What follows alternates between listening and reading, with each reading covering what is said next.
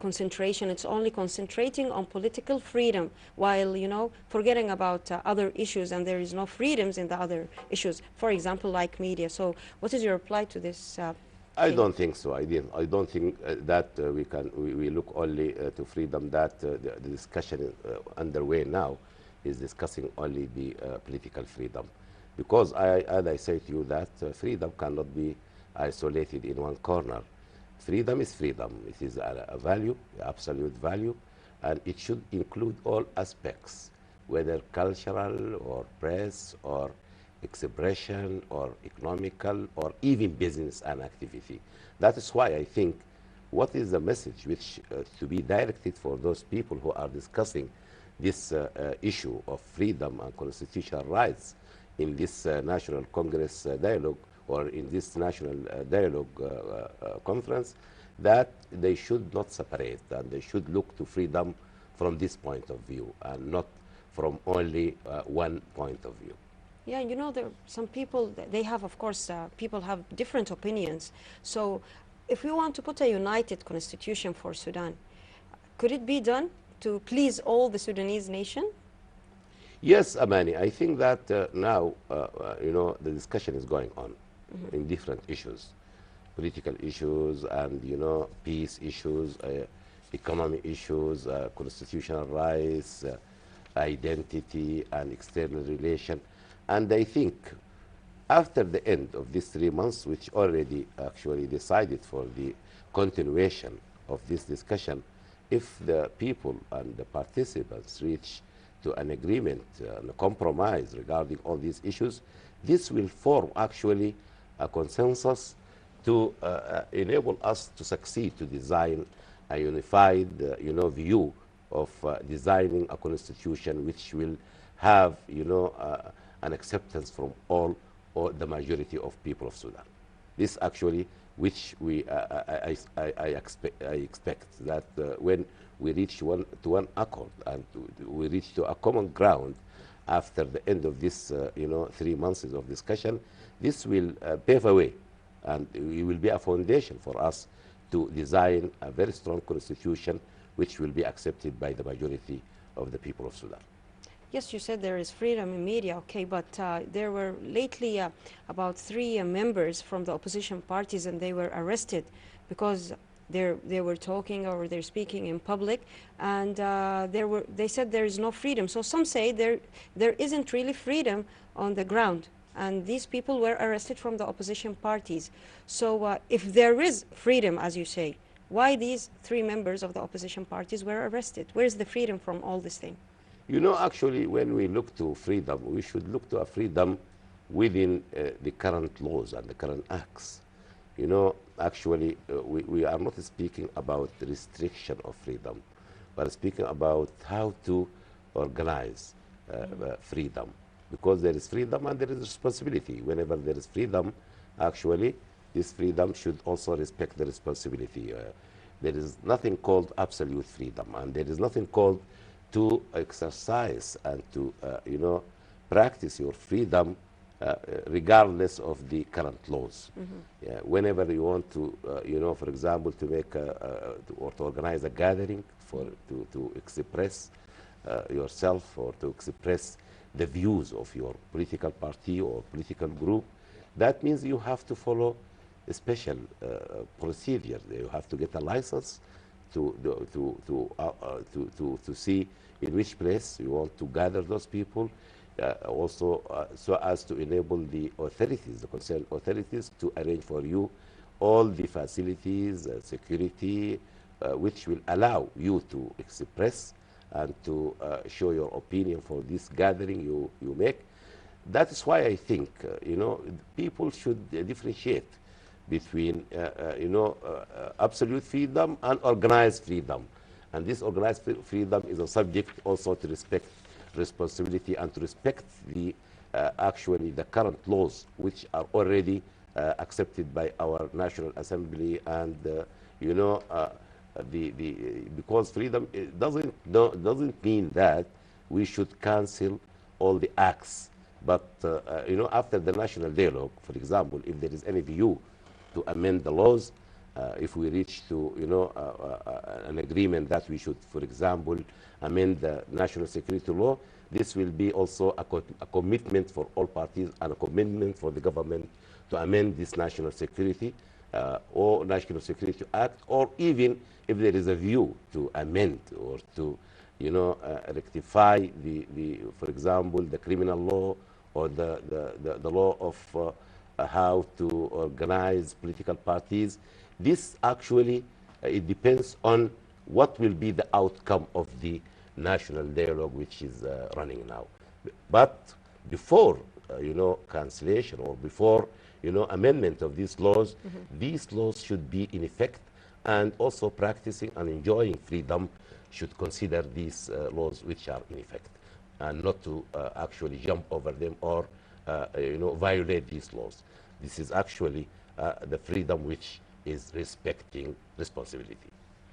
Yes. So the 3 arrested were just doing their thing. Actually, we should. Sometimes, people, they consider that this, for example, opposition, personality is arrested due to his actually availing or exercising his freedom, whereas we can find that this arrest actually occurred due to some other criminal case, because they are mixing between actually free expression and exercising freedom, and also committing a crime. And we should differentiate, because not all arrests is happening due to practicing or enjoying freedom.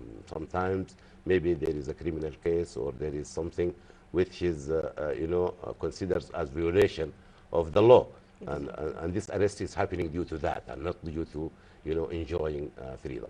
Yes, and the arrest issue can be used negatively and fabricated a little bit to the sake of the other party, and to be given to the audience or to the people in another view from their point of view. Yes, that is what happened. Okay, there were really 2 symposiums also during October, during the national dialogue. Can you tell us a little bit about it? And really, the media talked about it, that there was really freedom during these 2 symposiums. Yes, actually, not 1 symposium or 2 symposiums. I think that, during this period, from the beginning of the national dialogue, after the opening session and after forming the 6 committees, really, there are not 6 committees, because there was a committee emerged, a 7th committee emerged from the opening session, which especially for communication with those who are opposing the national dialogue. And this committee should start its work to communicate and to approach those people, whether in Addis Ababa or in any country, to convince them to come and to join dialogue, and so as all people to reach to a mutual understanding and reciprocal agreement, which will allow us actually to achieve stability and security and peace in our country. I think that all committees are concerned to organize different symposiums and workshops, because the issues which are related to these subjects and topics of the 6 committees are a lot, and we should look and to discover the opinion of our scholars, opinion of specialists, and opinion of different groups, and to join between all, so as to reach to a compromise. And this should not happen only in the closed meeting or closed halls. That's why I think this is something which is will be accepted by our people, because the discussion will be elaborated and we extended to include different groups and different opinions, and this will enrich this national dialogue, and definitely this will allow us also to reach to a conclusion which will be a positive conclusion, and this will help us to achieve the goals and the objectives due to that presented and submitted by our president for discussion and for dialogue of all people, so that all people will share the responsibility and will share the burden of this country, because according to my belief that a single party or numbers of parties cannot bear the responsibility of this country unless you know, this burden will be justifably distributed between different parties, and even individuals should actually, you know, take one of the some of the load of this country. And I think this is the main and the major objective of the intention of our president, so as to call for all people and for all political parties to come and to discuss the national issues, which according to what is running now, so as to show the whole world that this is the nature of Sudan, and this is the history of Sudan, and we should retrieve that glorious history which witnessed in the history regarding the picture of our people. Yes. You know, Dr. Rabie, the seventh committee, which emerged recently as an emergency committee, just brought me back to the previous, you know, edition which we had in this program, Dialogue Horizon, that I had previously I had in my program, Dr. Niam, and he said it was a mistake from the government to just start the national dialogue lately. It was supposed to start long time ago. Then, so if it's really a mistake and we just started, and the president in his speech, he called all the opposition parties and the rebel movements and the art movements to come and sit on a round table and to start discussing their issues and express their desires and their opinions. So this seventh committee is going to really face lots of efforts to convince these opposition parties to come to Sudan and to start negotiating. So what is your reading to this situation, and do you think really they are going to succeed at the end, this committee, and are they going to really to find, you know, to face some problems and face some struggles on their way? And why really is the opposition parties, they don't want to come, while it is an open discussion and they can express their desires? So what is the main reason for this thing? You know, Amani, actually, you know, the national dialogue actually started in 10th of October. For me, actually, this is, you know, happened lately, and this national dialogue should have been started before that. But let us say that now the door is open, and this, you know, dialogue should be not occasionally or for specific, you know, topics. It should be sustainable and continuous, and this door should not be closed, because this dialogue, it should be one of the, you know, main, you know, factors for the political actually system in our country, economical system, social system, cultural system, and actually to deal with all, you know, present issues and future issues. And for this seventh committee, which formed and emerged from the opening session of the National Dialogue Conference, it has actually a mandate of communication approaching the opposition, whether this opposition is political opposition or, you know, armed forces that opposing and rejecting, you know, to participate in this national dialogue. And I think this committee is meant only to sit with those people and to discover what the reasons behind not coming and not joining and not coming on board, not coming on board with the rest of Sudanese groups, whether political or social, and to actually to remove the obstacles that they are actually presenting, or they are showing, so saying that this obstacle which rejecting them to come, or opposing them to come, and those who refusing to come also, this committee should convince them by the grantees, and that already actually presented by our president in the first consultative meeting, as he said, that for the rebels, for the armed forces, that you know, staying abroad, political parties staying abroad and opposing the government, they have full ability to come and to join the national dialogue and to say what they want to say regarding different issues.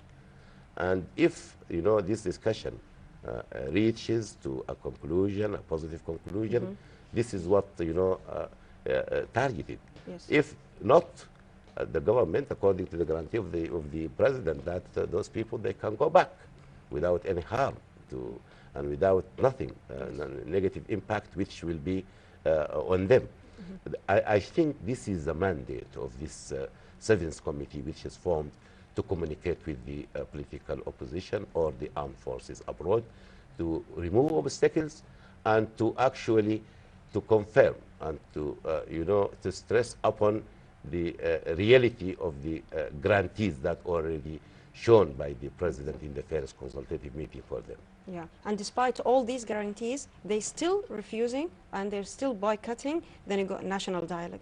They still. So, is there any clear, image or picture why they're refusing, why they're refusing to come?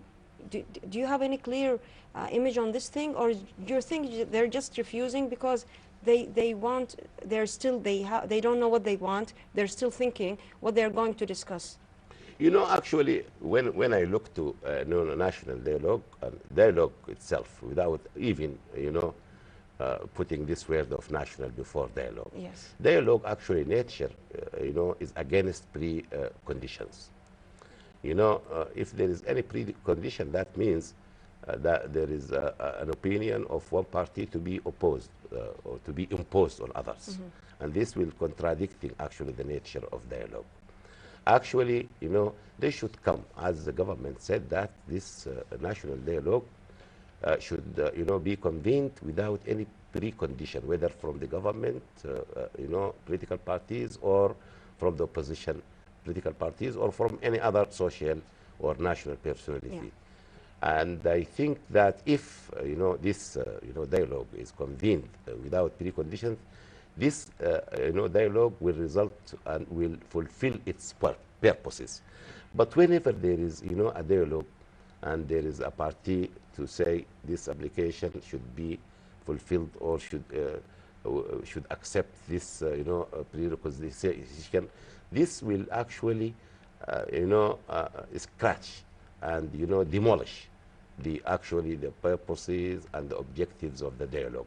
Mm-hmm. Because the dialogue, that it doesn't mean that one party should submit application and the other party to accept this application. This is against all parties should say their opinions, and all participants should say their opinions and freely, and should be equal. No party to dominate on others, and no party to say that the other party should accept what I say. But exchange of opinions should, take a place, and every party should also accept the opinion of others till we reach to a common ground. Mm-hmm. And whenever we reach to an outcome, then after that, this outcome should be implemented, and it should be committed thoroughly from A to Z, whatever this outcome is. And this is what's shown by our president, saying that he is committed comprehensively on what the outcome of this national dialogue which is running now.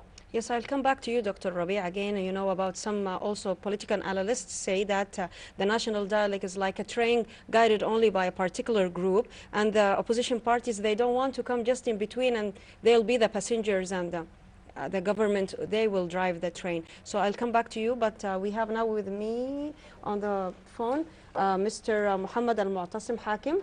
He's a parliament. Hello. Hello. Assalamu alaikum, Mr. Muhammad. Wa alaikum assalam. Mr. Muhammad, what can you tell us about the national dialogue now, and how is it going on the ground from your own point of view? Are you satisfied and everything is going fine? Yes. Yesterday I visited the national dialogue in Qa'at al-Sabagha Friendship, and it's going well now, and in their mind, all the people there, promises of the president of Sudan, Omar al-Bashir, about the freedom, about the stopping the war, and about everything can take us a new step to the national dialogue, and the result at last, definitely it will be, we started New Sudan, we started a good relation with all the other countries, exceptionally the United Nations, USA, and other countries. And I think the dialogue, the national dialogue, is going well now there. And the people, all the people there from the different parties, they're happy to talk with each other about the future of Sudan and how to build Sudan together and how to solve all the problems of the Sudan together, not by one party or other. I think that the dialogue, the national dialogue, is going very well. Exceptionally, the speech from the President al-Bashir, it will get all the people very happy. By the end, the result of all this dialogue, it will be a real point for the future of our country. Regarding the Committee of Freedom and Constitutional, rights taking place now, and the discussions are still going on, what is your comment about it, and what's the latest till now? Say again, please, because... I'm talking about the Freedoms and Constitutional Rights Committee, which is headed by Dr. Ali Shumo. What is your reading to the situation till now, and what are the details of this committee, and what did they discuss till now? Are you satisfied really on what's going on the way that's going on till now? Actually, from our party, the Democratic Unionist Party, there is some people representing our party there, and I think our party and the other parties, they think to have a new constitution,